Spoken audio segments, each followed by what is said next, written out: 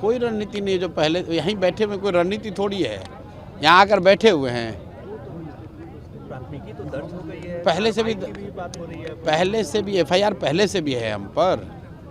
तो पहली प्राथमिकी जो दर्ज हुई थी उससे इसमें क्या अलग है? पहली बार भी यही बात कही गई थी। लेकिन प्रशासन तो बेकार अपना टाइम वेस्ट कर रहा है।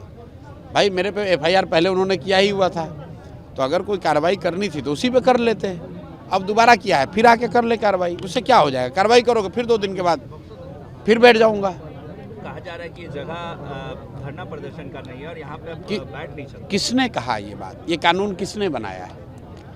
दिल्ली में किसान आज महीनों से धरना प्रदर्शन कर रहे हैं, वो दिल्ली के सड़कों पर बैठे हुए हैं।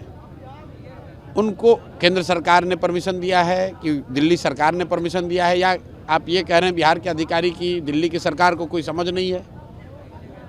आप मुझे बताइए कि दिल्ली में जो किसान धरना प्रदर्शन कर रहे हैं, उनको परमिशन सड़क पर बैठने का किसने दिया है? उनको पकड़कर क्यों नहीं सरकार अरेस्ट कर रही है? और अगर दिल्ली के सड़कों पर कोई प्रदर्शन कर सकता है तो बिहार के गांधी मैदान में कोई क्यों नहीं बैठ सकता है?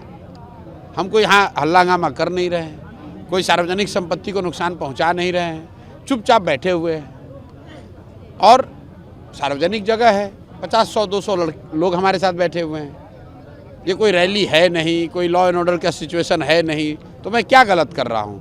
जैसे गांधी मैदान में इतने लोग घूम रहे हैं, तो क्या हर आदमी को गांधी मैदान में आने के लिए परमिशन की जरूरत लगेगी? लेकिन मुद्दा तो बीपीएससी का है ना भाई, मुद्दा तो बिहार के युवाओं का है, खाली बीपीएससी का क्यों है? मुद्दा तो हमने लिख कर दिया है, आप देख लीजिए। मुद्दा ये है कि नीतीश कुमार जो यहाँ अभी सत्ता में बैठे हुए हैं, 2015 में जिन युवाओं से मिलने के लिए उन्होंने इनकार कर दिया, इन्हीं के घर घर जाकर, गांव-गांव जाकर कहा कि भाई हमें वोट दो, मैं सारे बेरोजगार युवाओं को 1000 रुपये महीना कम से कम भत्ता दूंगा, बेरोजगारी भत्ता दूंगा। 10 साल हो गया, बच्चों को पैसा नहीं दिया। मुद्दा ये है कि पिछले 10 बरस में जितनी बार पेपर लीक हुआ, सरकार ने बड़ी बड़ी बात कही, लेकिन आज तक कोई शिक्षा माफिया गिरफ्तार नहीं हुआ। आज तक पेपर लीक मामले में किसी को सज़ा नहीं हुई, कोई दोषी अधिकारी पर कार्रवाई नहीं हुई। मुद्दा ये है कि बिहार में डोमिसाइल लागू नहीं होने की वजह से 50% से ज़्यादा नौकरी जो है वो बिहार से बाहर के युवाओं को मिल रहा है। क्योंकि नीतीश कुमार को प्रधानमंत्री बनने का नशा था, तो सोच रहा है डोमिसाइल नहीं लागू रहेगा तो दूसरे राज्य वाले नीतीश कुमार को वोट देंगे, और बिहार के बच्चों का भविष्य बलि पे चढ़ाया जा रहा है। मुद्दा ये है कि लोकतंत्र है, आप गांधी की बात करते हैं और आप यहाँ लाठी तंत्र बनाए हुए हैं। पिछले 3 वर्ष में 87 से ज़्यादा शांतिपूर्ण प्रदर्शनों पर, धरनों पर नीतीश कुमार ने लाठी चलवाया है।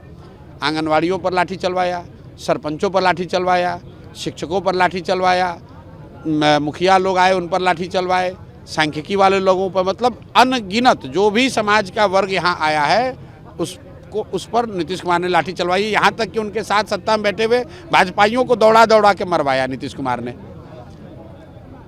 तो ये तो पूरा लाठी तंत्र बना दिया है नीतीश कुमार ने, और समाजवाद का ढोंग करने वाले इस व्यक्ति के खिलाफ किसी न किसी को खड़ा होना पड़ेगा। पूरे देश में 3 बरस में जितनी लाठीचार्ज बिहार में हुआ है, धरनों पर, प्रदर्शनों पर, मार्च पर, पूरे देश में कहीं नहीं हुआ है।